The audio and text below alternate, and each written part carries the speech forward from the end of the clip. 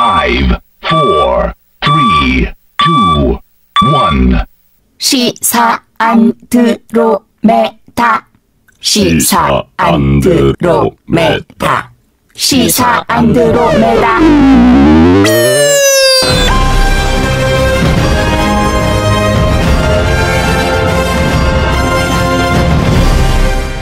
주파수 94.5MHz YTN 라디오 공식 팟캐스트 시사 안드로메다 35번째 방송 시작하겠습니다. 안녕하십니까. 저는 진행을 맡은 이동경 작가고요. 박주훈 변호사, 홍상희 기자도 나오셨습니다. 어서 오십시오. 네, 안녕하세요. 안녕하세요. 자, 이번 한 주 역시 또 많은 일이 있었는데 특히 포항에서 5.4 역대 두 번째로 큰 지진이 발생해서 피해가 상당했습니다. 지난해 5.8 지진 경주보다 피해는 좀 더 심각해 보이는 상황이었어요. 그리고 사실 대한민국 국민들이 지진을 겪을 일이 거의 없었잖아요. 네. 그래서 그 공포감이라는 게 더 배가 된 것 같아요. 네. 맞습니다. 박주훈 변호사 고향 대구잖아요. 포항이랑 가까운데 집은 괜찮답니까? 대구 연락을 해보니까 그 떨림을 느꼈다고 하더라고요. 소파 같은 게 움직여서 어머니가 많이 좀 공포를 했는데 작년에 벌써 했기 때문에 약간 뭐 그 정도고 한 번 정도 그냥 쉽게 좀 생각했다 이렇게 얘기하더라고요. 다행이네요. 그러면서 이제 사상 최초로 또 재난에 의해서 수능 시험이 연기됐습니다. 일주일 연기됐는데 뭐 약간 찬반이 있는 것도 같은데 저는 잘했다고 생각하거든요. 뭐니 해도 안전이 최우선 아니니까. 그렇죠. 일본 후쿠시마 지진이 일어났을 때 이틀 뒤에 더 큰 강진이 왔었거든요. 그런 거 봤을 때 혹시 시험 치는 도중에 오면 어떡하나. 방법이 없어요. 전진이라 그러죠. 전진이고 본진이 뒤후에 온다. 오늘 온다. 왔다고 가정하면 큰일 날 수 있기 때문에. 그리고 지금 그 시험을 칠 수 있는 그 포항에 있는 여러 곳이 지금 뭐 창문도 깨지고 천정도도 좀 내려앉았대요. 그래서 시험 치기가 어렵고 가장 중요한 것은 이 지진의 공포를 느낀 수험생들이 아직 마음이 진정이 안 됐거든요. 그 상태에서 시험을 보면 약간 불편할 수도 있잖아요. 실제로 뭐 여진도 있었고 그렇죠. 김부겸 행정안전부 장관께서 말씀하셨듯이 포항 수험생 6천여 명도 우리의 아이들이다. 그럼요. 다소 불편이 있겠지만 잘한 결정이라고 저도 생각해요. 지난 정부 때는 가만히 있어라 그랬잖아요. 지금 적극적으로 좀 대처하는 게 좀 차이가 많이 납니다. 차이가 많이 나요. 그리고 지금 문재인 대통령이 동남아 순방 마치고 돌아오자마자 이 동남아 순방이라고 하니까 어디 외국에서 쇼하러 가시는 그게 아니고 공연하러 가시는 그건 아니고 동남아 순방 마치고 돌아와서 바로 또 회의 소집하고 그랬다고 하더라고요. 사실 이번에 동남아 순방하면서 외교적 성과가 좀 있었습니다. 이 부분이 지진 때문에 좀 가려지는 게 없지 않아 있는데 이 이야기를 좀 해볼 필요가 있을 것 같아요. 그래서 오늘 시사 안드로메다에서는 문재인 정부의 외교 정책과 여러 전국 현안에 대한 여당의 입장을 들어보기 위해서 여당 중진 의원을 모셨습니다. 누굴까요? 현재 국회 외통위 소속이고요. 한때 MB 저격수로 활약하셨던 분, 이명박 전 대통령 측이 검찰 수사가 임박해오자 노무현 정부에 대한 자료가 많이 있다 이렇게 반격을 하기도 했는데 이 문제 관련해서 이분한테 좀 여쭤보고요. 자, 시사 안드로메다가 선정한 이번 주 최고의 안드로메다인 바로 이분입니다. 주간 안드로메다. 본부는 응답하라. 응답하라. 본부는 응답하라. 응답하라.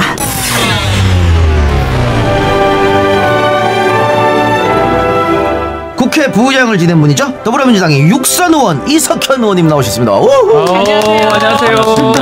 반갑습니다. 예, 역시 늘 웃음이 그렇게 많아요. 어떻게? 스마일이십니다 항상.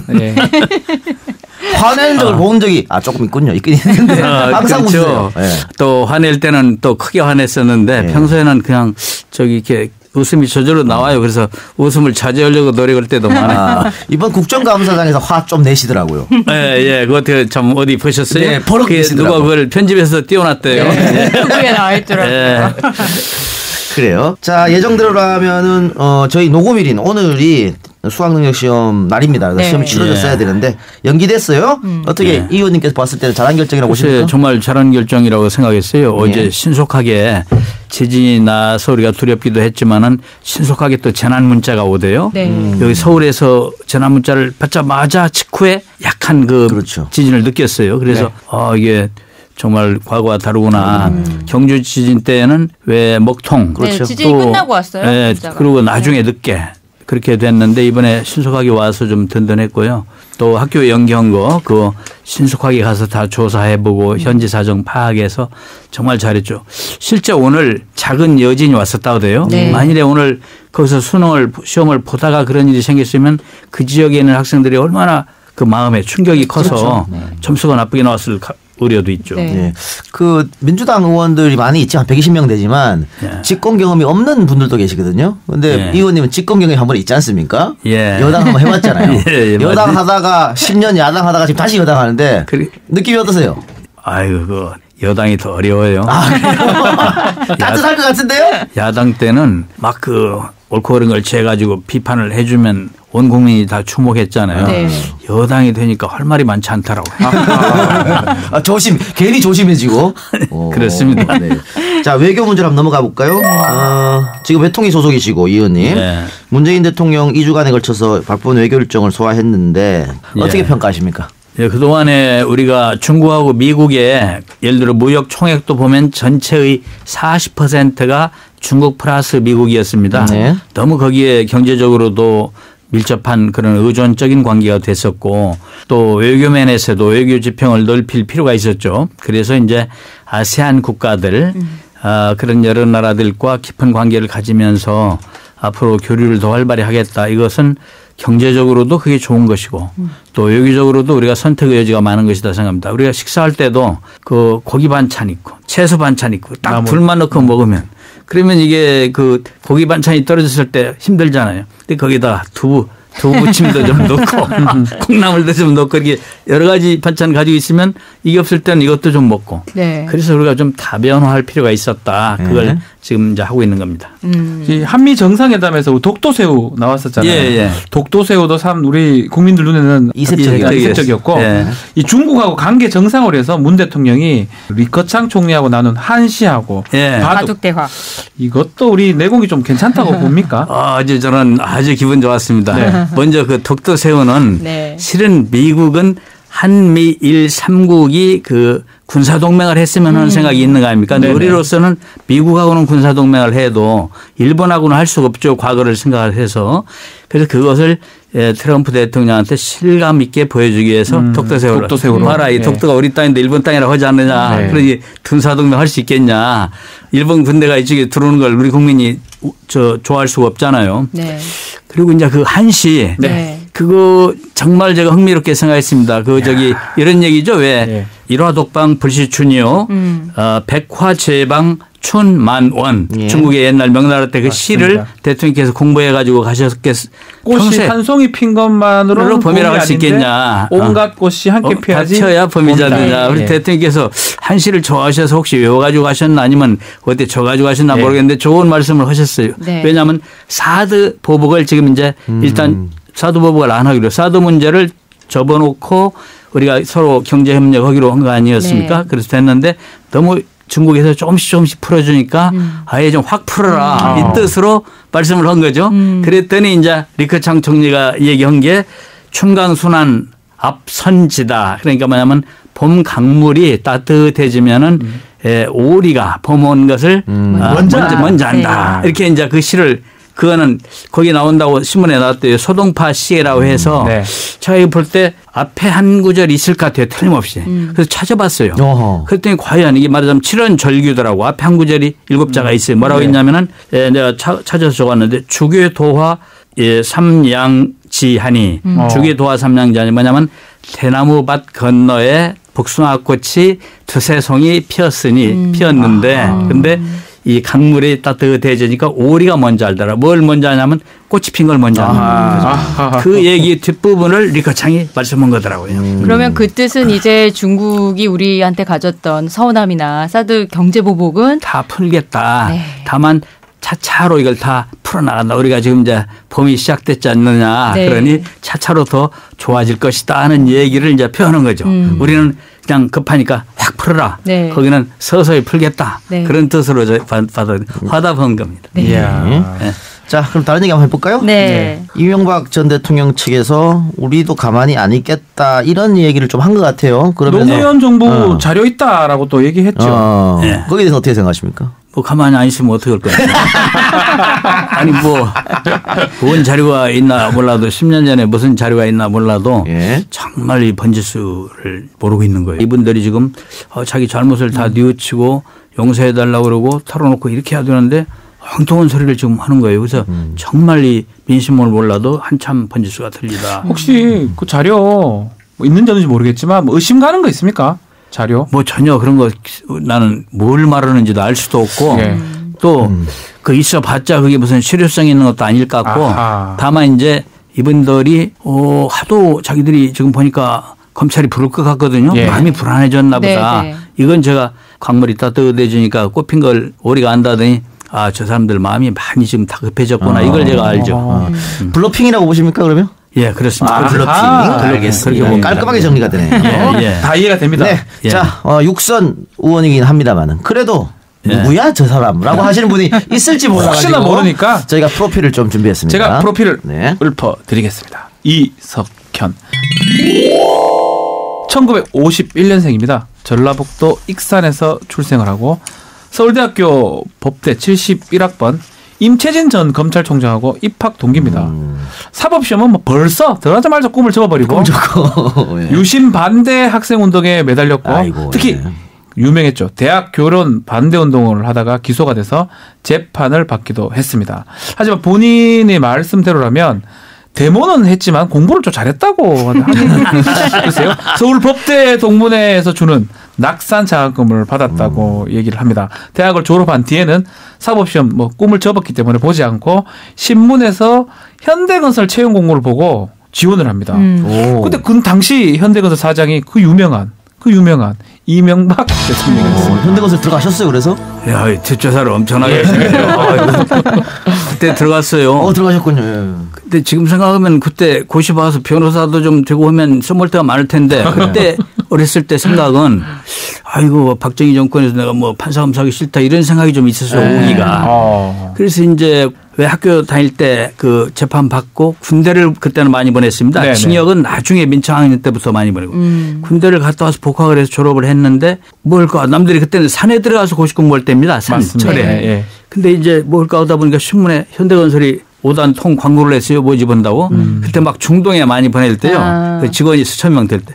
그래서 거기를 공채 시험을 봐서 합격을 했어요. 그래서 들어갔는데 이명박 씨가 사장이 그때인 것은 맞는데 네. 직원이 수천 명이니까 뭐 사장 얼굴을 볼 수도 없고 우리는 저기 기억은 나요. 정주영 회장하고 한대거리 했던 기억이 나요. 아, 그래요? 예, 뭐냐면 그때 이제 우리 기로 입사한 사람들이 한 400명 됐어요. 그런데 그 경포대에서 저기 신입사원 그 연수회를 했습니다. 네. 그때 정주영 회장이 와가지고 말씀을 하더라고요. 네. 근데 그 무렵에 공교롭게 무슨 사건이 났습니다. 현대건설이 뭔가 부정한 나서 사회적으로 막 신문에 나오고 시끄러웠어요. 그래서 그분이 이제 한참 말씀을 피하를 하시고 마지막에 뭐 질문 없습니까? 아무 질문 않더라고요. 내가 손들기로 질문.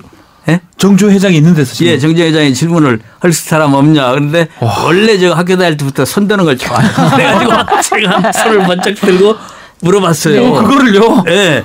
아이고 보니까 요새 막 신문에 시끄러운데 제가 이 현대건설 온 거는 이미지가 괜찮길래 왔습니다. 딴 데서 봉급 더 준다는 데 있었습니다. 큰 소리를 한번 하면서 제가 이거 다녀야 되는지 그만둬야 되는지 참 마음에 갈등이 생긴다. 네. 우리 회사 발전, 회사 수입보다도 이미지를 많이 생각해 주셔. 그렇게 딱 했더니 약간 불쾌했어요, 이분이. 불쾌하죠. 예, 알았습니다 하고 가셨어요. 아, 회장님이요? 그 뒤로 내 담당 임원이 하나 생겼습니다. 와. 그 일은 떠오르고 이명박 사장하고는 그때 한 번도 뭐 이렇게 조우한 일이 없었어요. 그랬던 분이 한때 MB 저격수로 또 활약을 했었죠. 그렇죠. 김대중 전 대통령의 비서 출신으로 정계에 입문했고요. 1992년 14대 국회의원, 15대, 16대는 안 됐습니다. 17대, 18대, 19대, 20대 육선 의원이고 19대 국회 후반기 국회 부회장을 지냈습니다. 별명은 계속 얘기하지만 힐러리. 예. 또 평소 하늘이 무너져도 정의는 세워야 합니다라는 좌우명을 가지고 있습니다. 예. 그 테러방지법 직권상정 저지를 위한 필리버스터 할 때 이석현 의원 발언이 좀 화제가 된 게 많이 있는데. 화제가 됐죠. 의장의 의사진행권을 방해하지만 참을 수 없습니다. 그거는 퇴장시키기 전에 빨리 앉아요. 다시 한번 말해요. 나도 지금 빨리 들어가 앉으세요. 꼭 퇴장시켜야 알겠어요. 형이 불러서.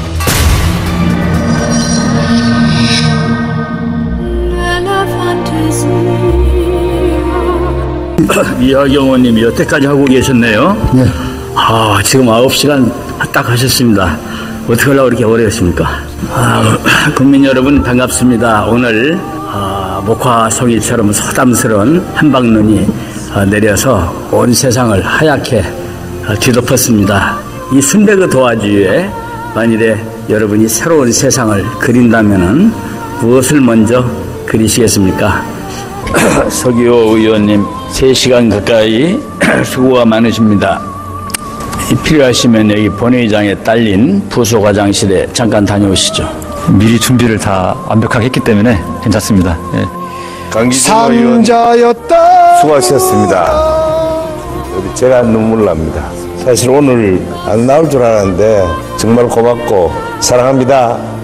국민 여러분, 지금 제가 말한 이 상상의 국회가 현실이 될 수 있도록 저희 국회가 여야를 초월해서 최선을 다하겠습니다. 감사합니다. 사랑합니다.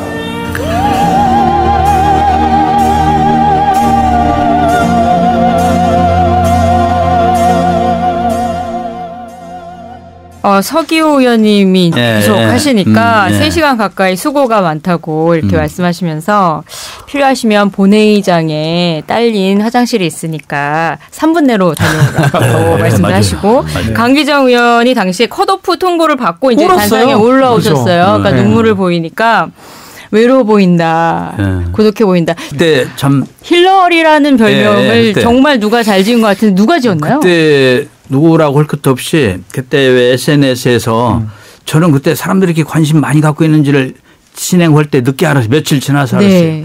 우리 비서 여직원이 저한테 한번 부의장님 떴어요 그러더라고요. 떴어요. 무슨 소리냐 했더니 SNS 좀 들어가봐요 와보라 그럽니다. 근데 정말 대단해요. 그래서 한 이틀 2, 3일 뒤에 그걸 알았다니까. 그래서 이제 그렇구나 감을 잡고 있었는데 아까 그 이제 사회 볼 때 그 의외로 얘기는 그 강기정 의원은 그때 컷오프 돼 가지고 그래서 내가 도와주지 못해서 미안하다 그렇게 하고 할 때 또 주저앉아서 울고 막 그래서 제가 마음 아팠어요. 그리고 그 저기 서기호 의원은 서기호 의원 몇 시간 하는데 화장실에들 갔다 와야 할 것 같은데 우리 전통이 지금 재헌국회 때부터 지금까지 한 번도 국회에서 연설 중에 화장실 다녀온 분은 없어요. 그런데 필리버스터는 또 다르잖아요. 이건 그렇죠. 막 어떤 분은 10시간도 합니다. 그럼 잠깐 다녀야 할 필요가 있잖아요. 그런데 그런 전통이 없어요. 내가 물어봤어요. 국회 당국에 물어봤더니 그거는 곤란합니다. 필리버스터라는 건 말이 이어져야만 되게 돼 있기 때문에 화장실 가버리면 끊어지는 걸로 볼 수 있습니다. 누가 그러대. 그래서 제가 용기를 냈어요. 용기를 내가지고 한번 그 서기호 의원한테 보냈는데 그분이 괜찮습니다 했어요. 나중에 정청래 의원한테 권했어요. 정청래 의원이 몇 시간 하는데 괜찮습니다 사양했어요. 정 의원이 이 시대에 참 반강인이라고 자기가. 반강인. 나중에 내가 물어봤어요. 왜 그때 사양했냐 이렇게 하시지. 그래야 전통을 내게 할 거 아닙니까 했더니 우리 정 의원 말이 그러지 않아도 정 의원은 종편에서 얼굴을 크게 띄우는데 거기다 나하고 부의장님하고 둘이 얼굴을 띄울 것 같아서 내가 사양했습니다. 고맙다고. 근데 나중에 내가 소원을 이뤘어요. 나는 속으로 자 이거 한번 전통을 만드는 필요가 있다. 다음에라도 남들이 하게. 거의 끝나는 무렵에 날짜가 많이 지났을 때 안민석 의원 차례가 됐어요. 안민석 의원이 올라와서 막 뭐라 하는데 이제 1시간이나 됐을까? 저건 얼마 안 됐는데 갑자기 뒤를 돌아다보더니 화장실이 부의장님 저 화장실 갔다 오면 안 됩니까? 그래서 나는 처음에는 오히려 당황했어요. 이거 얼마 되지도 않았는데 그때 화장실에서 하다가 내가 전에도 이렇게 가라고 권하기도 한 사람이 그러니까 갔다 오시라고 옆에 바로 있으니까 잠깐 갔다 오시라고 했더니 금방 왔어요. 빨리 왔더라고. 그래서 우리 헌정사상 우리 의회사상 연설하다가 화장실에 간 최초의 사나이가 안민석 의원이에요. 안민석 의원이 그거 기록하려고. 마렵지도 않은데 갔다 왔다는 얘기가 있더라고요. 그랬을 가능성이 매우 높아요. 그렇죠? 네. 높죠. 그리고 이제 그 바람에 저는 최초로 그 화장실을 허용해 준 부의장 진행자가 돼서 저도 좀 어쩌게 됐어요. 자, 육선 의원이시니까 공약 같은 것도 많이 지키잖아요. 근데 제가 보니까는 몇십 년 동안 안 지킨 공약이 하나 있더라고요. 뭐가 있죠? 88년 총선에 처음에 나가서 실패했었잖아요. 2등 낙선했잖아요. 그때도 공약이 뭐였냐면 내가 당선돼서 안양 처녀하고 결혼하겠다. 그리고 92년도에도 고공학 결혼해서 당선됐거든요. 쭉 지금까지 쭉 안 지키고 있습니다. 지금. 못 지키는 거 아니에요? 전혀 이런 질문을 할 줄은 몰랐는데. 그런데 하나 공약이라는 건 뭡니까? 당선하면 이렇게 하겠다 이 공약이죠. 88년생에 내가 떨어졌습니다. 88년에 처음으로 안양에 갔는데 저를 기억을 시킬 길이 없어요. 왜냐하면 막 여러 후보가 나왔는데 아주 요란해요. 그래서 우선 제 이름이라도 기억시키고 해야 되는데 뭐 아이디어 없을까 해서 제가 그 얘기를 했는데 그런데 이제 일부 언론에서 나중에 이렇게 썼던데 공약을 떨어졌다는 걸 잊어버린 거예요. 그러니까 88년 선거에 첫 선거에는 낙선을 한 순간 그것은 해제됐고 92년 총선에 나섰을 때는 그 공약을 안 했습니다. 안 했습니까? 안 지키셔도 뭐 안 지켜도 되는 거예요. 네, 되는 걸로. 자, 이거 2009년 6월 달이 저희가 기억이 납니다. 민주당 의총에서 그 대통령의 떡볶이집 행보를 조금 말했어요. 대통령에게 공개적으로 경고한다. 떡볶이집 가지 마세요. 손님 떨어집니다. 아이들 들어 올리지 마세요. 애들 경기합니다. 네, 그랬어요. 당시 대통령 이명박 대통령이죠. MB 대통령이었죠. 그때 참 아주 비난 여론 언론에서 엄청 얻어맞았어요. 그때 그냥 그때 왜곡을 해가지고 처음에 제가 그대로 얘기했어요. 좀 말씀한 게 정확한 겁니다. 근데 왜 그러냐면 이제 MB가 실은 대기업들한테는 법인세도 깎아주고 하면서 서민들한테 가혹하게 했어요. 그래서 괜히 근데 사진 찍으려고 재래시장 가서 많이 가셨어요. 서민 코스프레 하는 것이 못마땅해서 제가 괜히 서민 정책 안 하면서 그렇게 하지 마십시오 하면서 그 연설을 했어요. 그랬더니 어느 보수 인터넷 매체가 그걸 내용을 그렇게 않고 비틀어 가지고 이명박 대통령이 간 떡볶이집은 망한다라고 내가 말했다고 그렇게 오보를 냈어요. 오보를 내니까 막 또 그걸 한나라당이죠 그때는 또 당 이름이 바뀌니까 모르겠습니다만 한나라당이 막 기자회견하고 성명을 내면서 이석현은 나쁜 사람이다. 서민 저주 발언했다. 막 그날 일러다가 나중에 이제 방송에서 어느 방송이 그걸 풀로 찍었던가 보다. 그 8시 뉴스에 그걸 내가지고 보니까 그게 아니거든. 내가 말한 대로 떡볶이집 가지 마십시오. 손님 떨어집니다. 애들 들어 올리지 마십시오. 경제합니다. 이렇게 한 걸로 했지 떡볶이집 망한다고 안 했거든요. 그런데 그때 아마 국정원이 개입했던 것 같아요. 그때 막 엄청나게 한 일주일간 공격을 받았는데 제 홈페이지가 다 다운돼 버렸어요. 막 이상한 막 글들이 막 올라오고 조직적으로. 그래서 그때 아마 요새 지금 국정원 지금 보면 그게 댓글 공작과 비슷한 거네요.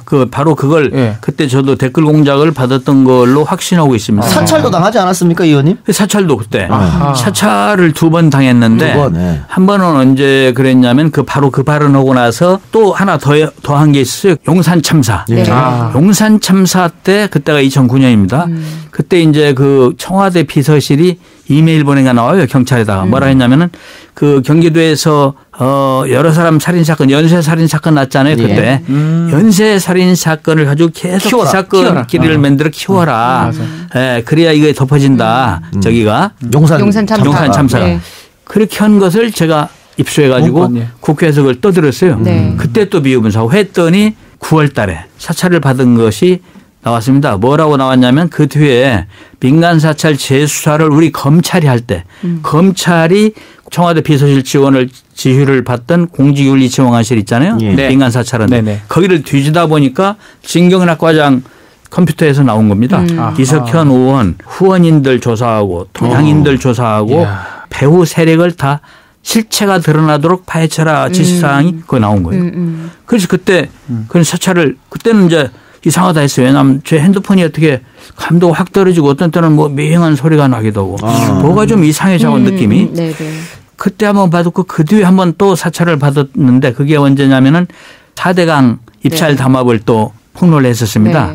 6대 대형 건설회사들이 막 짜고 자기들끼리 담합해서 정부 돈 빼먹은 거다. 그래서 낙찰률이 92%가 높게 나왔잖아요. 그 얘기 떠들고 또 낙동강 수계에서 왜 이명박 대통령 모교 고등학교 출신들이 컨소시엄 끼인 데가 다 됐더라. 돼갖고 이게 뭔 동창회끼리 다 해먹는 거냐. 막 이거 했을 때 왜 텔레비전 많이 나오고 그랬어요. 그 뒤에 한번 또 사찰받은 겁니다. 그것도 아까 얘기한 대로 민간 검찰에 의해서 밝혀진 겁니다. 고생 많으셨네요. 사찰 진짜 많은데 좀 자연스럽게 한번 답변해 주면 좋을 것 같아요. 제가 궁금해서 좀 질문을 드릴게요. 김태효 그 청와대 기획관은 출국 금지가 됐습니다. 김관진 장관 구속됐고 아마 국정원장들도 뭐 그렇게 될 것 같은데 또 이동관 전 수석도 수사선상에 올랐고요. MB MB 어떻게 검찰 포토라인에 설 것 같습니까? 서야죠. 좀 국민들을 보는 눈이 있는데 네. 안 쓸 수가 있습니까? 거기는 서서 지금 예전에 김관진 씨가 네. 그 지시받았다 했지 않습니까? 네. 그렇죠. 사이버 사령부 댓글. 네. 네. 그런데 저 MB는 또 안 했다고 하면서 나갔잖아요. 네. 그러면 대지를 불러다 시켜야 되죠. 그렇죠. 빨리 검찰이 신속하게 해야지 이걸 오래 끌지 말고 출국 금지도 시키고 504호도 잘 청소해 놓고. 504호 예. 좋습니다. 예. 좋습니다. 504호 옆이야? 김관진은 지금 불었거든요. 예. 원세훈은 왜 이래요? 거기도 곧 불 거예요. 그냥 대체로 그 동네 이 풍토가 풍토가 이제 뭐 몰리면 또 다 누가 지시했다고 다 그동안 뭐 엄청들 했잖아요. 네. 박근혜 대통령 때도 그랬지만 네. 이명박 대통령 때도 다 위에 시켰다는 게 다 나오게 되죠. 네. 이명박 그 가훈 혹시 아십니까? 정직입니다. 정직이 가훈입니까? 네, 집에. 그랬습니까? 정직이 가훈이면 어떻습니까? 불효 막심하네. 가훈을 지켜야지. 가훈을 지켜야지. 본인이 정하신 것 같은데요. 본인이 거기에 사람이 네. 뭔가 되니까. 자기 마음속으로 어디 캥기는 데가 있으면 자꾸 그 반대되는 얘기를 하게 돼 있어요. 여기 자기가 정직하지 않다는 걸 아니까 자꾸 그 얘기를 하는 거예요. 전두환 정권 때 모토가 정의사회 구현이니까 아니니까 제일 정의 없는 사람이. 그게 맞아요. 그게 맞습니다. 발해인 출국 그 기자회견 보셨지 싶은데. 네. 자, 눈이 부시니까 좀 꺼요. 야, 좀 꺼요. 눈이 부셔서면 안 되겠어. 이것이 과연 개혁이냐, 감정풀이냐, 정치적 보복이냐, 이런 의심이 들기 시작했습니다. 이러한 것은 국론을 분열시킬 뿐만 아니라 저 중대차한 시기에 안보 외교에도 도움이 되지 않고 새로운 정부가 들어와서 오히려 모든 사회 모든 분야가 지금 갈등이 분열이 깊어졌다 하고 이렇게 생각해서 저는 많은 걱정을 하고 있습니다. 군의 조직이나 정보기관의 조직이 무차별적이고 불공정하게 다루어지는 것은 우리 안보를 더욱 위태롭게 만든다. 저는 이렇게 생각하고 있습니다. 3분 40초 정도 했는데 7번 정도 혀를 나누는 거랬습니다. 이렇게 거렸는데 귀국할 때는 묵묵부답이었습니다. 좀 어떤 것 같아요? 그거는 혀를 날름거리는 건 네. 평소에 MB 그 대통령 때도 네. 말할 때 잘 관찰해봤어요. 네. 거짓말할 때 혀를 내놨습니다. 그러면 3분 40초 동안에 7번 거짓말했다는 얘기예요. 그럼 이제 들을 때 말하는 거는 나갈 때 헐 거짓말을 다 했기 때문에 더 할 말이 없었던 거죠. 아하. 명쾌하네요. 이야. 네. 마지막으로 우리 MB한테 음성편지 하나 남기시면 어떨까요? 나 옛날에 나 사찰하고 막 네. 그때 또 한 것 생각하면 그때 또 국정원한테 2번 고소당했습니다. 2번 명예훼손으로. 하시고 싶은 말씀. 또 이제 저한테 왜 그러셨어요? 이 말 요새 유행이 있다면 저한테 왜 그러셨어요? 좀 말 좀. 카메라 한번 보고. 네. 이명박 전 대통령님 저한테 왜 그러셨어요? 이제 둘러대지 마시고 과거에 있었던 일 전부 사실대로 다 국민 앞에 고백하고 속죄하십시오. 역사 용서를 받고 장로님이신데 나중에 돌아가실 때 하나님 앞에 서려면은 다 털어놓고 속죄를 먼저 하고 징역 다 살고 나오십시오.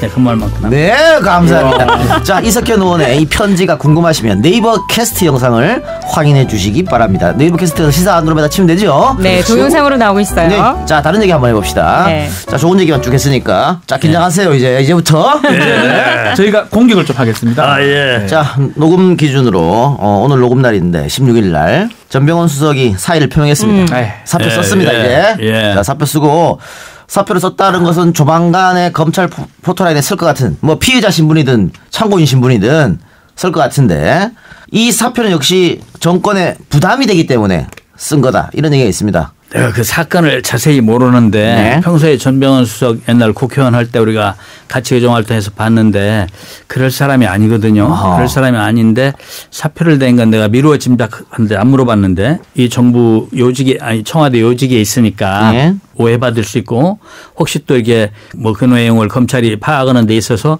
또 부담이 될 수 있을까 하는 우려에서 했지 않았을까. 본인이 며칠 전에도 자신 있게 그와는 관계없다 했었거든요. 그래서 저는 전 수석이 그럴 사람은 아니라고 생각합니다. 그 이제 타이틀 직책을 갖고 혹시라도 검찰 포트라인 쓰는 게 부담스러웠다라는 그 말씀인가요? 계속 언론에 나오고 거론되는 것만 해도 대통령 모시고 있는 청와대에 있기에 좀 자기가 부적절하다고 생각한 건 아닐까. 그래서 7회 사의를 표명한 것이 아닐까 이렇게 생각합니다. 근데 생각보다 자유한국당에서 전병헌 수석의 이런 뭐 사임이나 이런 과정, 검찰 수사 과정에 대해서 좀 조용하거든요. 난리가 날 낀데 원래 같으면 좀 조용한 게 아니고 말이 없어요. 침묵이야 침묵. 당시 롯데홈쇼핑은 그룹에 사활을 걸어야 할 문제였거든요. 그렇죠. 네. 그런데 야당 의원한테만 이렇게 했을까? 힘 있는 여당한테 가지 않았을까? 이런 얘기가 있습니다. 그건 알 수 없습니다. 사건에 대해서는 우리가 추정으로 말할 수가 없거든요.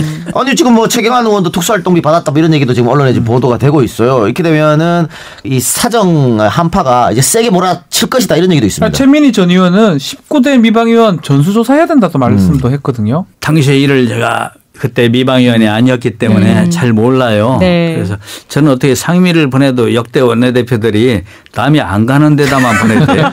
국방위원회도 남들이 참 안 가는 데에 있는데 저를 글로 보내고 한때는 또 환경노동위원회도 참 안 갔습니다.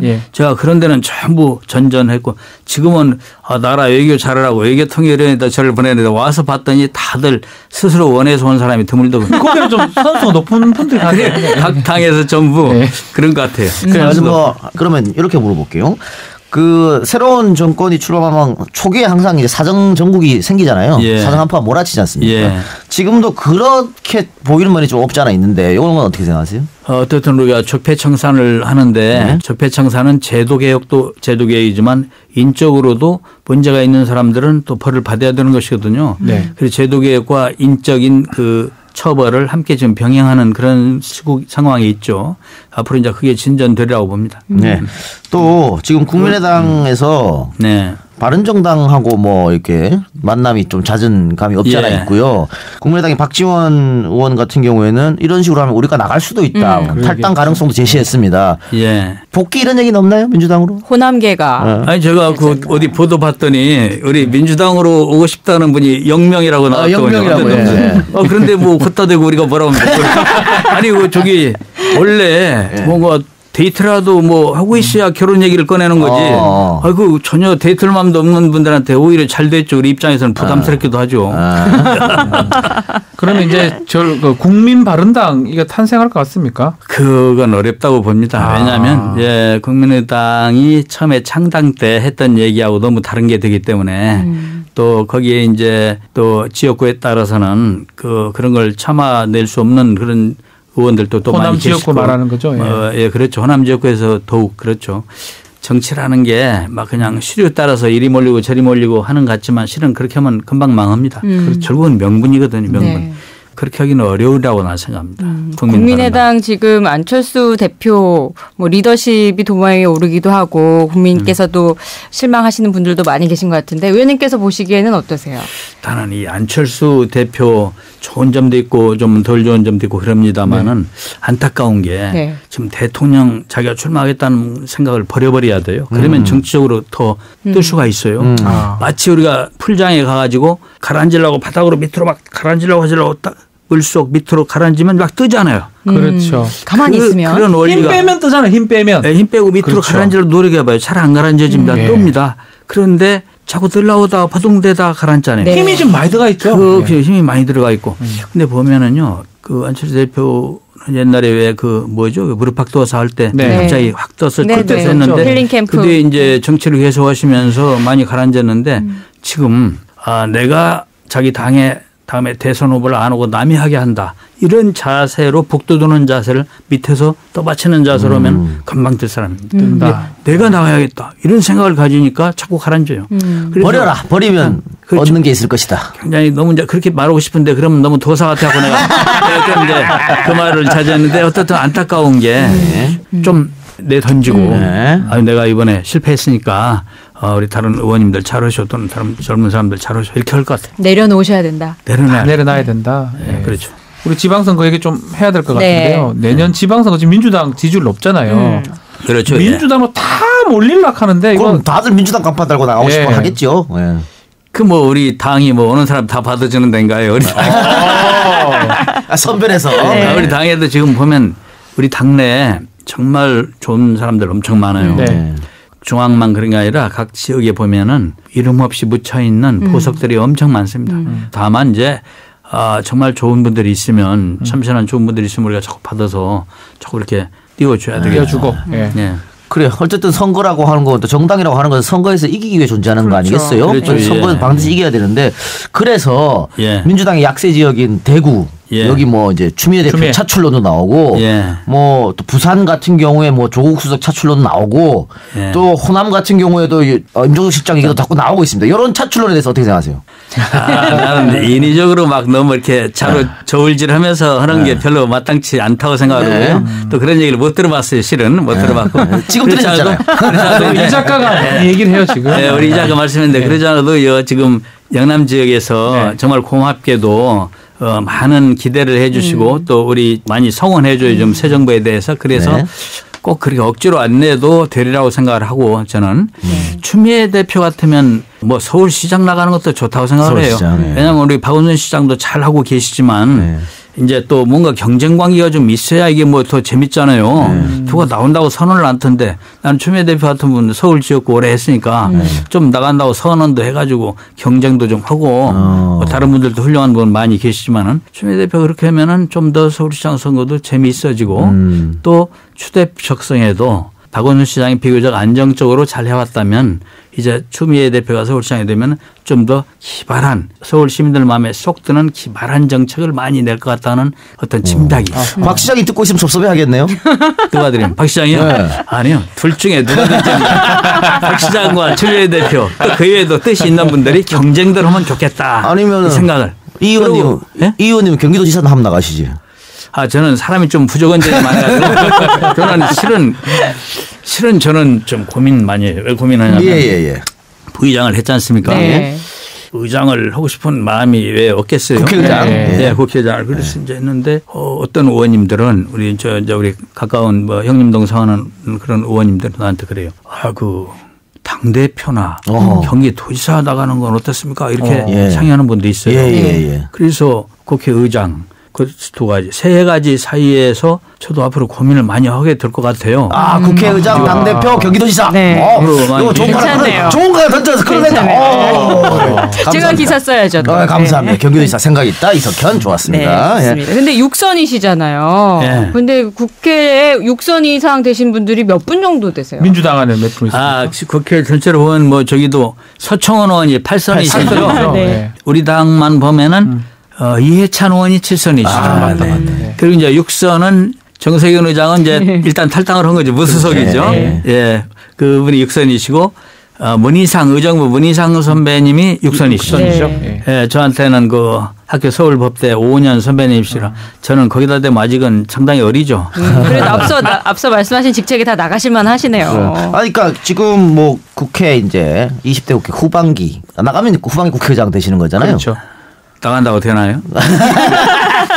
뭐 이혼이 나간다 그러면 당내에서 뭐 반대하는 사람이 있을까요? 그러니까 이제 뭐 여러 가지를 이제 앞으로 저 의원들 얼굴을 딱 보면 알 수가 없어요. 저분이 나를 찍어줄까 말까. 제 10길 물수건하라도 정말 모를 게 한 길 모를 게 의원 속이더라고요. 알 수가 없어요.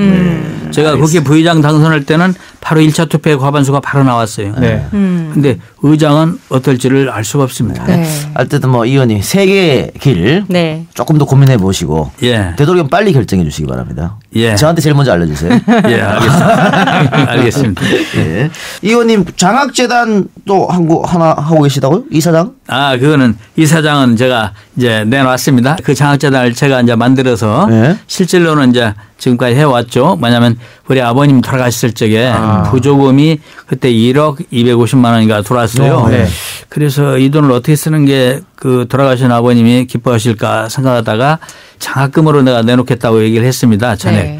그래서 어디 조그맣게 났어요 신문에. 그때 그걸 보고 학교 동창들 또 대학교 뭐 변호사 하는 우리 동창들 또 고등학교 동창들 등등 이 조그만 중소기업 하는 사람들이 연락이 많이 왔어요. 와가지고 그거를 장학금으로 한 번에 주면 끝나니까 아예 우리도 좀씩 할 테니까 거기 장학재단을 만들면 어떠냐. 그래서 그 이자로 주면 어떠냐. 그래서 지금 제가 교육청에 등록했습니다. 장학재단을. 거기서 나오는 이자로 고등학생들한테 장학금을 주고 있어요. 몇십 명씩 장학금을 주고 있어요. 그런데 이제 이자가 워낙 낮아요 요새. 그래서 네. 상당히 참 이자가 그런 점으로 보면 이자가 높아야 되는데 그래서 에러가 많습니다. 네. 지난번에 뭐 학교 폭력 문제도 있었고 청소년 범죄들 많았을 때 그 소년법 관련해서 법 개정안 내시고 하는 걸 보면 이 청소년에 대해서 관심이 있으신 것 같아요. 장학재단도 그렇고 혹시 뭐 그런 장학재단은 실은 제가 옛날 그 초등학교 6학년 때 우리 담임 선생님이 그때 이제 제가 중학교를 이리 동중학교를 합격을 했는데 그때는 등록금이 있었습니다. 지금은 없죠 중학교는. 의무교육. 예, 근데 그때는 있었습니다. 그런데 우리 집안이 그때 제 일생 중 가장 가난한 때 그때였어요. 우리 집안에 우환이 있어서 병원 입원 생활을 오래 하는 분이 있었기 때문에 막 농토를 팔고 그랬어요. 그래서 중학교 등록금이 없었습니다. 그때 이제 우리 신동현 선생님이라고 선생님이 자기 월급 봉투를 갖다 털어서 입학금을 내준 겁니다. 그래서 제가 중학교를 다닐 수가 있었어요. 그 선생님이 재작년에 돌아가셨네요. 장수하셨는데. 그래서 제가 이제 어렸을 때부터 생각이 나중에 내가 좀만 여유가 생기면 나도 이 선생님 은혜에 보답하는 길이 후진들을 위해서 나도 장학금을 내고 싶다 이 생각이 항상 마음에 있었는데 아버님 들어가셨을 때 부의금이 목돈이 생기니까 제가 그걸 실천을 한 거죠. 네. 요즘 그 저출산 문제도 많고 이래가지고 독신세 소위 말하는 싱글세 이거 실서해야 된다 이런 말이 있습니다. 이거 되면 이거 나오면 이제 의원님도 내셔야 되잖아요. 이거 세금. 참 많이 물어보네. 정말 집요합니다. 독신세에 대해서 어떻게 생각합니까? 찬반 논란이 좀 있습니다. 혹시 지금이라도 좀 있습니까 생각이? 독신세는 저는 반대하고요. 독신세 반대. 결혼해서 아이를 많이 낳고 인구 늘리는 것도 중요하지만 또 혼자 살고 싶은 사람들은 혼자 사는 자유는 있어야지. 그것도 세금을 매겨버리면. 그리고 이제 아까 지금 생각이 있냐는 말은 제가 이제 너무 고목이 돼가지고 지금은 좀 여성을 이렇게 행복하게 할 수 있을까. 그래서 물론 뭐 좋다고 하면 싫다고는 안 하죠. 그러나 제가 나서서 막 결혼을 하려고 어디 선보고 이러지 않습니다. 힐러리 같은 분이 나타나시면 어떨 것 같으세요? 진짜 힐러리? 네. 그런 성격. 썩 마음에 안 들고요. 서로 잘 이해해 줄 수 있고 또 서로가 서로를 위해서 헌신할 수 있는 그런 사람이 있다면 제가 실은 있었어요. 그때 80년대 민취업 그때 민취업하실 때 사랑하는 제가 그 직장 다닐 때 그 사귀던 여성이 있었는데 거기 약간 노천했었는데 그 좀 굉장히 결혼까지도 생각하고 있었어요. 그런데 이제 84년에 민취업 생길 때 직장을 그만두고 민취업을 뛰어들었잖아요. 그때는 전두환 신군부 등장해서 막 내리 누를 때 아닙니까? 그러니 민취업 하다가 잡혀간 사람들 많아요. 언제 잡혀갈지를 몰라요. 그러니까 이제 그 당시에 제가 눈물로 이렇게 이별을 했어요. 왜냐하면 제가 잘 되면은 바꾼길 같고 잘못되면 옥바라지 시킬 것 같더라고요. 그래서 여성을 행복하게 하기 위해서 그때 아주 그냥 그 가슴 아픈 마음으로 아주 눈물로 이별을 했어요. 80년대 그 사랑을 하고 이별했는데 그 후로는 없었다 이 말씀을. 그 뒤로는 이 여성이 보면은 존경스럽지 사랑스럽지가 않더라고요. 그래서 그때 이제 나중에 이제 국회의원 된 뒤에는 90년대에는 그렇게 먹고 살 걱정인 정도는 아니고 누가 막 잡아가는 것도 아니었잖아요. 좀 그때 했어야 되는데 그때 그 당시에 국회의장이 이만섭 국회의장이 중매를 한다고 어디 텔레비에 나와서 막 저를 갖다 했었는데 그때는 제가 또 그 눈이 높았어요. 알겠습니다. 자, 이제 우리 약속된 시간이 다 됐는데요. 88년부터 이제 이 정치권에 들어오려고 노력하셨고 그전에 민취업도 있으셨고 그리고 나서 보면 한 3, 40년 지난 거지 않았습니까? 그런데 지금 적폐청산 문제 얘기가 나오고 또 국정원 돈 쓰고 이런 거 보면 별반 또 정치권은 달라진 것 같지도 않단 말이죠. 정도의 차이가 큽니다. 그 옛날 제가 92년에 처음 국회의원 됐을 때 선배님들한테 얘기 듣던 거와는 지금 많이 달라져 있고 그래서 지금 우리 정치가 많이 맑아진 게 사실이고요. 다만 지금은 작은 것도 다 현미경처럼 보고 다 드러나는 거죠. 국민이 우리 정치인을 보는 눈이 굉장히 매섭습니다. 언론도 회초리가 대단히 세요. 그래서 우리가 비서진 하나 들려달란 말을 하고 싶어도 말을 못해요. 지금 하나 더 필요합니다. 실은. 그런데 그 말을 하면 또 뭐라고 욕설을 할지 모르니까 속으로는 있는데 말을 못할 정도로. 지금 말하셨습니다. 워낙 분위기가. 자, 이제 마칠 시간 다 돼가지고 저희가 그 엔딩곡은 항상 초대 손님한테 권한을 드립니다. 예. 혹시 오늘 어떤 곡을 준비하셨습니까? 허공. 조용필의. 예, 조용필 허공. 예. 의미 있습니까? 이 곡을 선택한? 그 곡이 저거 처음에 시작할 때 저거 꿈이었다고 생각하기엔 그죠? 예. 80년대 중반에 민취업하고 그럴 때 80년 5.17하고는 제가 또 도망당했습니다. 수배돼가지고 민취업을 무렵으로 기억이 되는데 옷도 허름하게 입고 광화문을 지나는데 어느 가게에서 음악이 흘러나와요. 근데 바로 그 노래였어요. 근데 마음에 딱 닿더라고. 꿈이었다고 생각하기엔 너무나도 멀어진 너무나도 아쉬움 남아. 그런데 그게 민주주의. 우리가 박정희 대통령 죽고 80년 서울을 볼 때 얼마나 금방 민주화 되는 줄 알고 좋아했잖아요. 그렇죠. 그런데 5.17 나면서 신군부가 등장해서 전두환 신군부가 내리눌러서 막 독재를 하고 있었잖아요. 그때 그 아쉬운 마음이 절절하게 그 노래에 담겨 있더라고요. 그래서 제가 그걸 굉장히 그 노래를 좋아하게 됐는데 이 노래를 부른 건 조용필이지만 작사 작곡한 분이 정풍송 선생입니다. 그분을 만날 기회가 있었어요. 예, 제가 물어봤어요. 그래서 그 허공이 거기에 너무나도 멀어진 그대 그 노래가 나는 옛날에 그 민주주의 잃고 허탈감 그게 딱 닿았었는데 맞습니까? 그게 사랑 얘기냐 했더니 아이고 딱 정확하게 민주주의 이게 처음에 자기가 작사를 어떻게 했냐면 너무나도 멀어진 민주 이렇게 했다는 거예요. 민주를 했는데 그때 검열이 있을 때라. 그럼 그게 안 될 것 같아갖고. 잡혀감이 남기므로. 그래서 그것을 그대로 바꿨다는 겁니다. 그래서 이것이 그 은유다. 은유. 자, 조용필의 허공을 들으면서 저희는 인사하고요.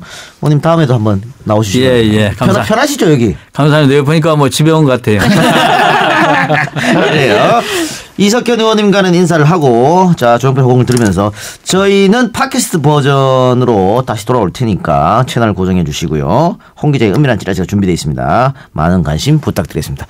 자 저희는 그럼 내일 뵙겠습니다. 고맙습니다. 감사합니다. 네, 고맙습니다. 감사합니다. 꿈이었다고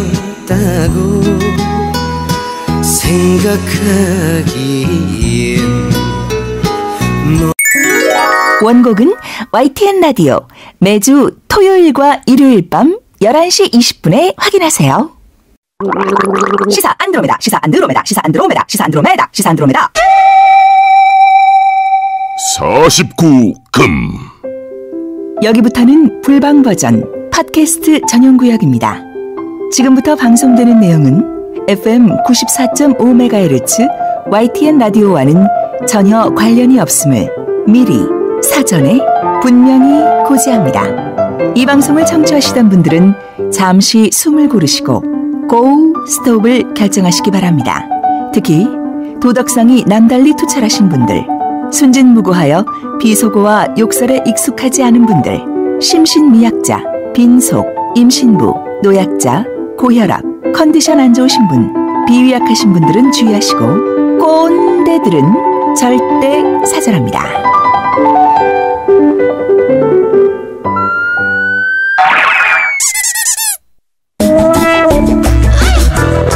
홍 기자의 은밀한 뉴스. 이거 실화냐?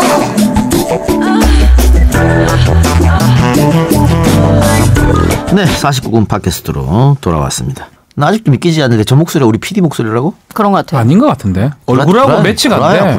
그래? 말도 안 돼. 저 얼굴은 아기 도깨비형의 얼굴인데 지금 이거는 완전히 구미호 같은 목소리거든. 아, 우리 PD가 굉장히 그 변신을 잘해요. 그래요. 네.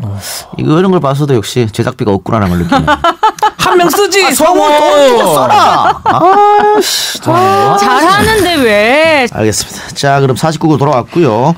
오늘은 홍 기자의 은밀한 찌라시가 준비되어 있는데, 아이고 요즘에 찌라시가 풍년이야. 너무 많아. 미쳐버리겠어. 이제 못 믿겠어. 이제 못 믿겠어. 오늘도 하나 받았는데 뭐 서울시 누가 뭐 폭행으로 절도 가짜지 그거. 몰라. 모르겠네. 누가 만드는지 이게 그 찌라시를 만든 사람들이 많아졌다는 느낌을 받아요. 무서워요. 네. 옛날에 찌라시라는 영화가 있었어. 그 영화 보면 찌라시가 만들어지는 모습이 보이는데 헛소문 같은 것들을 막 만들어내더라고. 솔직히 찌라시 만들기 장난. 나도 지금 내가 만들어가지고 내가 있는 단체 카톡방 몇 군데만 뿌리면 자동으로 다 뿌려 그거는 또. 그 영화 보면 또 말 많은 저 변호사들 있잖아. 막 뿌리거든. 손가락으로 나를 찍고 있네. 백성문이는 막 뿌려. 백성문 몇 명 모여가지고 그럴듯하게. 우리가 단체 채팅방 한 10개 정도 운영하면 싹 다 터져버립니다. 싹 할 수 있지 싹. 그래요. 알았어요. 자 오늘은 어떤 찌라시가 준비됐습니까? 일단 녹음일을 기준으로 전병헌 청와대 정무수석이 사임하기로 하셨잖아요. 이 청와대 고위 관계자가 현직 신분으로 검찰에 소환된 예는 없고 어쨌든 사임을 표명하셨는데 그렇죠. 이 사건은 뭐 다 아시겠지만 간단히 말씀드리면 2013년부터 올해 5월까지 그 전 수석이 회장과 명예회장을 지낸 한국 e스포츠협회에 롯데 홈쇼핑이 3억여 원을 후원한 과정에 전 수석이 관여했는지 여부를 수사하고 있죠. 이에 앞서서 한국 e스포츠협회 사무총장 비모 씨 등 4명이 한국 e스포츠협회에 후원한 3억 원 중에 1억 1천만 원을 용역회사와 위장 거래하는 수법으로 빼돌린 혐의로 구속이 됐고요. 이에 따라서 전병헌 전 청와대 정무수석도 다음 주에 소환 가능성이 제기되고 높다. 있습니다. 그런데 이런 사실을 놓고 측근 3인 구속을 놓고 청와대 내부 갈등설이 나오고 있다라는 게 찌라시네요. 오래전부터 돌았어요. 네, 그렇죠. 오래전부터 돌았는데 이번에 이렇게 물러나니까는 다시 한번 돌고 있습니다. 그러니까 그런 거죠. 임종석 실장을 비롯한 386 그룹하고 전병헌 수석의 관계가 좋지 않다. 청와대 내부에서 정무라인에 대한 불편한 시선이 있지 않았냐. 뭐 이런 건데 뭐 알 수는 없습니다. 그래요? 어떤 것 같아요? 개소리예요. 개소리고. 이런 얘기가 찌라시로 도는 거는 저번에도 제가 살짝 언급해드렸습니다만 지금 여의도에서 임종석 비서실장이 너무 설친다. 이런 얘기가 많이 돌아. 그래서 임종석을 타깃으로 여러 가지 이야기가 돌고 있어요. 그렇죠. 그래서 뭐 그때 추미애하고 뭐 안 좋다는 걸 그래서 그때부터 계속 도는 거예요. 그러면서 뭐 방송국 뭐 사장 이런 것도 다 관여하고 뭐 이런 얘기 막 돌아. 막 도는데 다 실체가 없는 것이다. 근데 뭐 사실 임종석 실장에 대한 얘기 말고 지금 검찰 내부에서 최근에 적폐 청산이 지나치게 뭐 정치 보복으로 비친다는 그런 시선을 부담스러워해서 뭐 전 수석에 대한 수사를 하는 게 아니냐라는 얘기도 나오고. 변창훈 검사. 네네. 그리고 또 지금 전병헌 전 의원이 굉장히 불쾌감을 표시했잖아. 과거 논두렁식에 갔다. 그렇죠. 계속 핀 사실을 유포하게서 그런 거거든요. 그러니까요. 계속 슬슬 흘리잖아요. 그렇죠. 그리고 이게 1년 전 사건이란 말이야. 맞아요. 검찰이 다 알고 있는 걸 갑자기 지금 습 꺼냈기 때문에 그런 얘기가 나올 수도 있어요. 나올 수도 있지만 이런 사건 정도면 당연히 청와대에 보고됩니다. 그렇죠. 청와대에 보고되고 청와대에서 그냥 검찰에 대한 불만 이런 얘기가 안 흘러나오잖아요. 그러니까 이 부분은 문제 없는 것이고 아까도 뭐 잠깐 언급했습니다만 지금 자유한국당에서 전병헌 수사 가지고 아무런 말도 안 하는 거예요. 옛날 같으면 난리 아싸 탕카 이래서 난리였어. 한마디도 안 하고 있잖아. 너무나 조용해. 너무 조용해. 왜 그럴까? 이건 당연한 겁니다. 당시에 롯데가 돌았습니까? 힘없는 야당 의원한테 3억 주고 입숙 닦게? 야당 의원한테 3억 줬으면요. 여당 의원한테 곱하기 10배? 아니요, 뭐, 그거는 상식에 기반하면. 당연한 거지. 방송법인데 그 방송법을 개정안을 또 전병헌이 나중에 들고 나와요. 자, 이렇게 봅시다. 92년 대통령 선거 때 말이죠. 그렇죠. 노태우가 김영삼한테 3천억 줬어요. 김대중한테 얼마 줬어요? 20억 줬습니다. 3천억 대 20억 싸움이야? 그런 논리대로면 뭐 30억 줬겠네. 그러니까. 그럼 다음 주쯤에는 또 여기서 확산된 찌라시가 또 나오겠네요. 그래서 저는 여기서 찌라시고 뭐 지금 검찰 수사팀을 보강을 했습니다. 보도에 따르면. 근데 사실은 전병헌 수석을 조사하기 위해서 보강할 필요는 없어요. 조사는 끝났다고 봐야 돼요. 이 측근들 조사했고 브로커 조사했고 쇼핑 조사했고 그거 갖고 와가지고 그냥 정리하면 정리가 되는데 보강을 했다는 건 뭘 의미하냐면 이 사건은 여기서 끝날 사건이 아니라는 거예요. 이 사건은 미방위 쪽 사람들을 들여다볼 수도 있고 저는 조금 더 나가서 벌써 들여다봤다고 생각이 들어요. 그리고 어쨌든 검찰은 굉장히 자신감을 나타내요. 전병헌 수석 건에 대해서. 그러면은 이 보좌진들의 진술 플러스 뭔가 알파가 있을 것이라고 있다고 봐야 되겠죠. 보고요. 검찰이 저렇게 큰 소리 치는데 뻥카일 가능성은 없거든요. 왜냐하면 없죠. 현 정권의 정무수석이기 때문에 뻥카일 없다고 보고 그럼 이거를 바탕으로 해서 수사가 사정으로 딱 사정 정국으로 가게 되면 야당이 또 할 말은 없어진다고. 그러니까 그걸 알기 때문에 지금 야당에서도 전병헌 한 명 재물 삼아서 우리 다 죽이려는 거 아니야 지금 이렇게 나오고 있는데 상관없어 괜찮고요. 하나만 제가 말씀드리면 아까 임종석 실장에 관한 거. 임종석 실장이 빠가가 아닌 이상 전병헌 나랑 사이가 안 좋은 전병헌 사이가 안 좋은 것도 모르잖아. 우리가 어떻게 알아. 그 전병헌 하나 날리려고 검찰을 끌어들인다? 아니지. 택도 없는 얘기입니다. 그렇게 그럴 일이 없지. 그러고 안철수 정치적이면 그럴 수 있어요. 자 결과론적으로 봐서 없는 걸 만들어내는 게 아니고 있던 거일 가능성이 커요. 지금 봤을 때는 검찰 수사 패턴을 봤을 때 결과론적으로 봤을 때는 이 수사가 전병헌 수석이 뭐 어떻게 될지 알 수가 없지만 우리가 예상컨대 팔 정도예요. 팔 하나 내어주고 저게 적장에 머리를 가지고 올 수 있어요. 그런 상황이라면 살을 내주고 뼈를 취한다. 그렇죠. 그런 표현이 있잖아요. 그런 거라면 오히려 저는 저의 찌라시입니다. 이거는 오히려 큰 그림은 딴 데서 그리고 있는 걸 수도 있다. 검찰은요. 제가 아는 검찰은 이게 지금 반항설 나오고 있잖아요. 반항하지 않아요. 하지 않습니다. 검찰 DNA에 반항이라는 단어 자체가 없어요. 검찰 DNA에. 어따리고 반항이 반항인 척하는 거예요. 그럼. 변창훈 검사의 투신을 앞으로 내밀 수는 있어도 반항이 있는 경우는 저는 없다고 알고 있습니다. 아니 개가 말이죠. 집에서 키우는 개가 짖을 때 물론 있잖아요. 근데 집주인한테 송곳니 안 들어댑니다. 뒤질라고. 그럼 바로 꼬리 내립니다. 그거 지금 정권 출마한 지 몇 개월 됐습니까? 못해요. 그러니까. 5개월 6개월 됐는데 어디다 감히 멍멍 짖어 죽으려고. 그런 일은 없어요. 걱정하지 마. 앞으로 이 찌라시가 어디로 어느 방향으로 갈지 검찰 일부가 면밀히. 현 정권에 대한 반항, 도전 이거는 절대 아니다. 책도 없는 소리 하고 있네. 알겠습니다. 지금 자유한국당 홍준표 대표하고 바른정당 탈당 후에 복당한 김무성 의원하고 일단 한 배를 탔습니다. 그렇죠. 그러고 났더니만 이제 김무성 복당 전후 시나리오가 정가에 또 찌라시로 돌고 있습니다. 그러니까 김무성이 자유한국당으로 들어가서 자유한국당을 먹으려는 속셈이다. 그렇죠. 일단은 김성태 의원을 원내대표로 당선시키고 나서 어떻게 될지를 보는 건데. 자, 김성태는 친 김무성이지요. 그렇죠. 김무성이 아주 친한데 지금 원내대표는 지금 김성태가 될 가능성이 상당히 높아요. 왜냐하면 그 김무성만 미는 게 아니거든. 홍준표도 김성태를 밀어. 그러니까 김성태를 고리로 두 사람이 지금 김무성과 홍준표가 손을 잡았는 모양새인데 왜 손을 잡았냐. 홍준표 입장에서는 친박 사람이 원내대표 되면 안 되거든. 안 되죠. 그래서 그걸 견제하느라 보니까 김성태가 낫다 차라리. 이렇게 판단한 거예요. 그리고 지금 친박이 사실 가장 많잖아요. 자유한국당에서. 그렇죠. 근데 지금 이 사람들이 리더가 없어. 지지율이라는 상황이야. 그렇죠. 서청원이 지금 뭐 저러고 있고 최경환이도 오늘 내일이야. 홍문종까지 안 좋아. 홍문종까지 안 좋아. 그래가지고 자기 팔 각자 자기가 흔들 가능성이 높기 때문에 그렇죠. 김성태로 비박이 대동단결하면은 일단은 될 가능성이 높고 그러면은 김무성 입장에서는 자기가 짠 시나리오 뭔지 모르지만은 그 시나리오 간다고 볼 수 있겠죠. 근데 일단 홍준표가 김무성하고 이제 바른정당 애들이 들어올 때 한 방 먹였거든. 무려 45분이나 기다리겠다고. 일부러 그랬겠죠? 당연하지. 석죽이려고 그랬지. 일부러. 당연한 겁니다. 맞습니다. 예전에 있잖아. 청와대에 누가 불러서 가잖아. 일부러 문 안 열어주고 2시간 동안 기다리게 하거든. 석죽이려고. 그러면 기분 엄청 나쁜데 기분 나빠도 이 악물고 그런 거야. 그런 거로 코를 한번 죽여놔서 그날 김무성 표정이 굉장히 안 좋았거든. 근데 지가 방법이 뭐가 있어? 기다려야지. 지가 어떻게 기다려야지. 그래 한 방 먹였기 때문에 김무성과 홍준표는 겉으로는 김성태를 고리로 한 배를 타는 것처럼 보이지만 제일 높은 자리를 놓고 싸울 것이다. 그러니까 김성태는 무대 쪽으로 갈 가능성이 높지 않나 싶기도 한데. 그래서 김성태 무대 사람이야. 지금 홍준표 대표하고 미안합니다. 김무성 의원의 연대를 두고 5월 동주를 빗대서 홍김 동주라는 말도 돌고 있어요. 좋은 말이네 이거. 원내대표 선출까지만 같이 가고 그다음에 이제 어떻게 될지 모르는데 최근 김무성 의원이 친박계 핵심이죠. 최경환 의원 만나서 화해와 통합에 관한 의견도 나누고 뭐 이랬대요.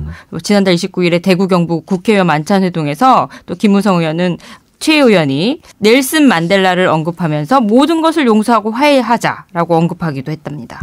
근데 친박 의원들은 그래도 홍준표보다는 그래도 김무성한테로 갈 확률이 높아요. 그렇죠. 예전에 또 같이 있었잖아. 뭐 물론 이제 나가리 되고 뭐 나 박근혜 탄핵시키고 이래서 짜증 나겠죠. 그래도 홍준표보다 낫지. 홍준표는 감당이 안 돼, 친박 애들은. 지금 홍준표는 제가 봤을 때는 의원으로 따졌을 때는 한 자릿수 같아.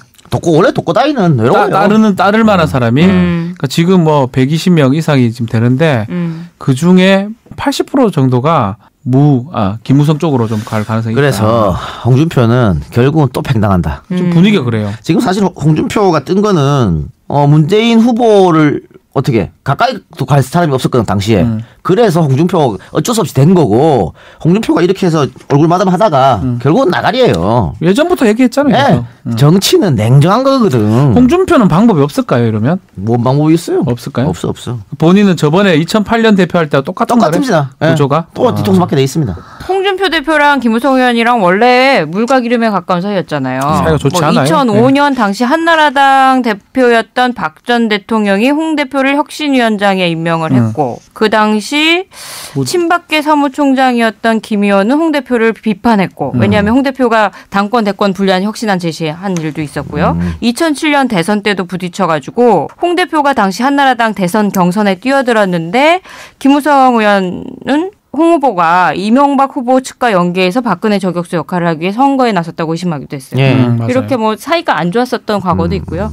근데 결국은 이 작가 얘기는 김무성이 승리지. 그러니까 결국은 위세거든요.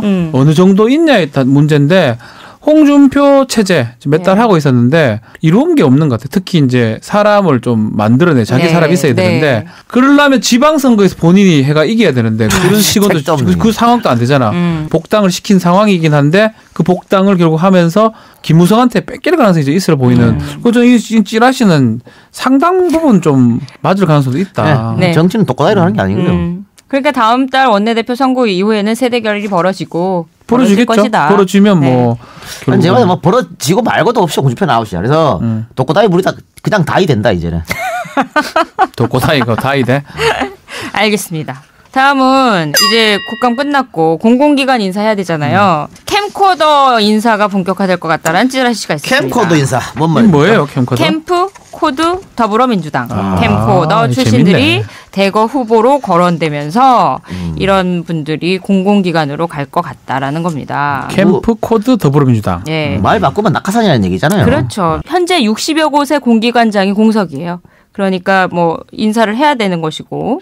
아니 근데 정권 왜 잡아요?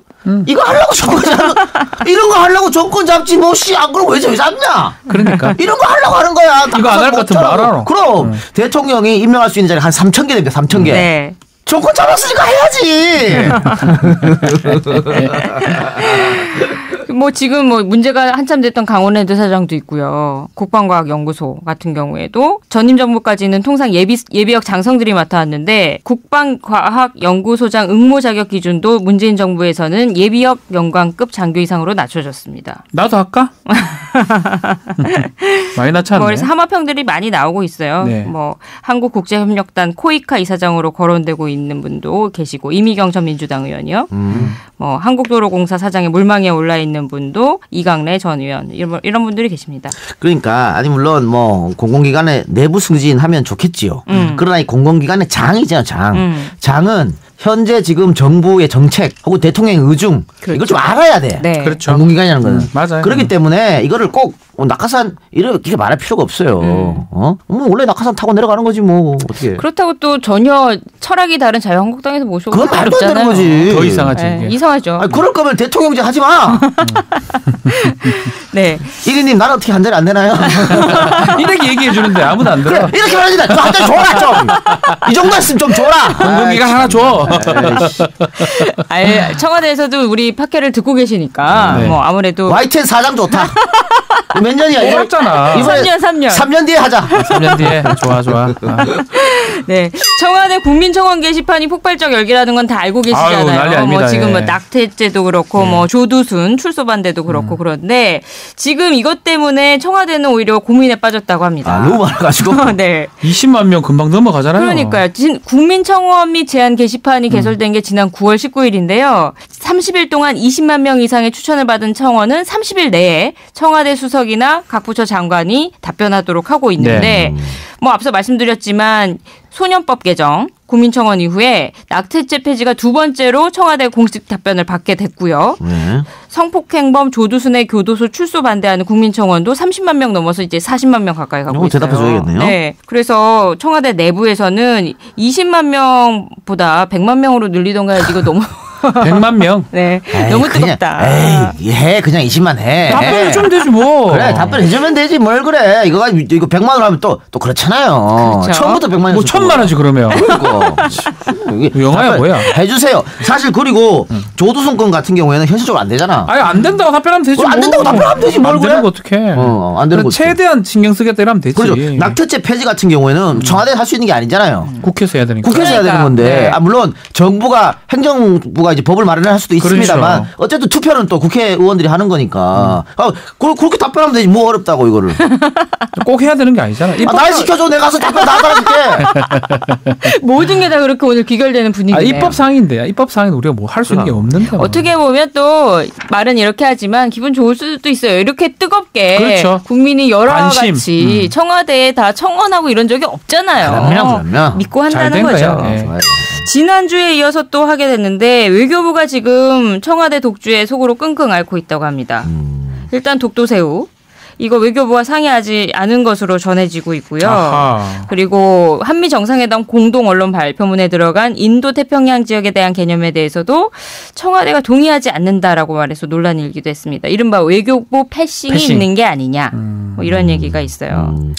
그 만약에 독도새우 같은 경우를 외교부와 사전에 상의하지 않았다면 이것도 약간 문제가 있네요. 난 당연히 그렇죠. 상의를 했을 거예요. 왜냐하면 외교부는 외교부 나름의 입장이 또 있거든요. 그렇죠. 네. 그냥 뭐 상의가 아니라 언질이라도 좀 줬으면 어땠을까? 미리 얘기를 해야 되는 거 아닌가 싶기도 하긴 한데. 그런데 또 한켠에서는 청와대가 외교부를 보는 시선이 곱지 않다는 얘기도 나와요. 왜냐하면 예전 정부 때, 그러니까 노무현 정부 때 중용했던 뭐 송민순 전 장관이라든지 반기문 사무총장, 윤경세 장관 다 배신했던. 나중에. 네, 나중에 배신했던 이런 기록 뭐 전례가 있고요. 그리고 외교부가 또 지나치게 북미국 위주로 사대주의에 쩔어 있다라는 그런 인식들도 뭐 청와대는 물론이거니와 국민들도 갖고 있잖아요. 그렇죠. 그래서 외교부 스스로 이렇게 신뢰를 받지 못하는 게 아니냐 이런 비판도 함께 나오고 있습니다. 예. 뭐 그거는 고칠 점이고 특히 우리가 외국 나갔을 때 국가가 우리를 보호해준다는 생각이 전혀 안 들거든. 안 들잖아. 그게 문제인 거예요. 들어요? 잘 안 들어요. 심지어는 중국에서까지도 자국 국민을 보호하려고 난리인데 우리는 그런 거 없어. 문자 이렇게 와도 그런 느낌이 안 들죠. 문자만 와. 문자만. 진짜 문자 전화하면 다른 쪽으로 막 돌리고 문자 엄청 실제로 무슨 일이 생겨가지고 공간에 전화하잖아요. 전화 안 받아요. 그러니까 그 나라에 우리나라가 가 있는 거잖아. 아주 우리가 딱 여행 가든지 어디 가든지 간에 정말 안심을 느껴야 되는데. 그때 뭐죠? 지진 크게 나가지고 그 비행기가 다 취소되고 그래가지고 특별기가 와야 되잖아. 중국, 일본, 미국 다 특별기가 태워가는데 우리나라만 안 왔대. 맞아요. 이따 거. 일본 갔다 오지 그냥. 꼽살 껴서. 그러니까. 꼽살 껴서. 참. 스미마셍. 스미마셍 하면서 일본인인 척하면서. 니혼진 데스. 웬일이야. 그 예전에 또 한번 화제가 된 적이 있었는데 저 국군 포로 가신 분이 한국으로 넘어오려고 중국에서 할아버지죠. 전화했더니 완전 생뚱맞게 전화 받아가지고 다 논란이 됐고 이런 거 좀 바꿔. 이런 거는 다 그러니까 외교부라고 하면 꼭 외국하고 상대하는 건 줄 알아? 그게 아닌데 말이야. 그렇죠. 외국의 자국민을 보호해주는 거예요. 보호해주는 역할이 가장 중요합니다. 바뀔 필요가 있어요. 그래요. 마지막입니다. 지난 정부의 박근혜 정부의 대표적인 화두가 창조였잖아요. 창조 경제, 창조. 정부기관들도 다 창조라는 게 붙어 있었어요. 근데 정부기관들이 이 명패를 바꾸고 있습니다. 국토부는 지난 31일 날 기획조정실 산하 창조행정담당관실의 이름을 혁신행정담당관실로 바꿨어요. 근데 이런 것들이 뭐 청와대에서 우리는 이제 혁신이다라고 정해진 것은 아닌데 어쨌든 예전 정부의 거를 계속 갖고 갈 수는 없잖아요. 근데 그 키워드가 지금 혁신이라는 내용이에요. 나 헷갈려 죽겠더라. 이거 우리 뭐 과장 캤다가 담당관 캤다가 뭐 국장 캤다가 관리관 캤다가 이렇게 계속 바꿨거든. 그래. 이것도 몰라. 뭐 난 좀 이해를 하면서도 헷갈려요. 이름 자꾸 바꿔가지고. 그러니까 굳이 바꿀 필요 있나? 국민한테 와닿진 않아요. 그죠? 이런 봐봐. 것들이. 창조는 혁신이나. 봐봐. 옛날에 행정안전부를 씨발 안전행정부로 바꿨다가 뭐 씨발 그냥 행정이나 뭐 똑같은 거지. 그냥 내무부 해 내무부. 그거 바꿔준다고 전국에 있는 간판 다 바꿔고 돈이고 다. 엄청 헷갈려. 명함도 싹 다 바꿔. 다 돈을 왜 그 짓을 왜 하냐고. 나 국방부 있을 때도 원래 과장이면 과장하면 되는데 그거 괜히 담당관으로 다 바꿔가지고 명함 다 바꿔야 되고 고생 많이 했어요. 헷갈리게 참. 난 저런 걸 근데 제 자리로 돌렸으면 해요. 그거 왜 행정부에서 각 행정부에서 사용하던 그 마스코트인가 뭐 있잖아요. 네. 심벌이라고 해야 되나? 심벌. 그걸 다 통일시켜 버렸잖아. 맞아요. 최순실이 했죠. 지 돈벌이 하려고. 근데 하나도 안 이쁘거든. 그러니까 맞아요. 그전 거는 탁 보면 이거 수자원공사구나. 다 다르니까. 이거 다 동그랗게 태극무늬 해가지고 말이야. 옛날 거 쓰면 되겠네 그거. 그러니까 그건 좀 바꿨으면 좋겠어. 지금 너무 우리 청와대 청원 합시다 이거. 이거 청와대? 네. 귀찮아가지고. 20만 모아야 되는데. 귀찮아요. 우리 3명 하는 거 아니야? 요거는 가능해. 이거 입법사항 아니거든. 이거 그렇죠. 바로 가능한 청원만 하면. 그러면 20만 명 모아주세요, 박 의원님. 내가 문수로. 알겠습니다. 오늘은 뭐 여기까지예요. 찌라시 재밌었어요. 재밌네요. 예. 다행이네요. 네, 그럼 오늘 방송은 찌라시로 마무리하고요. 저희는 내일 돌아오는 거죠? 네, 내일입니다. 내일 방송 예고할까요? 네. 내일 손님 누구예요? 특급입니다. 특급. 스페셜. 팟캐스트의 왕자. 왕자 난데? 형님이. 최강욱 변호사가. 최강욱 변호사 오시는군요. 네. 최강욱 MBC 변호사 사태. 모시고 MBC 이야기도 좀 하고요. 군 검찰. 군 얘기.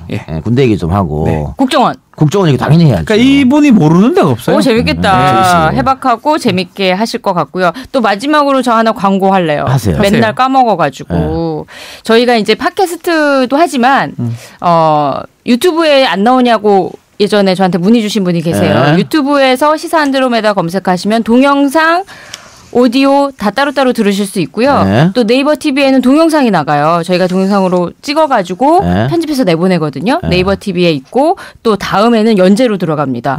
그래서 저희 기사도 다 나오니까요. 온라인에서도 많이 사랑해 주셨으면 하는 바람이 있습니다.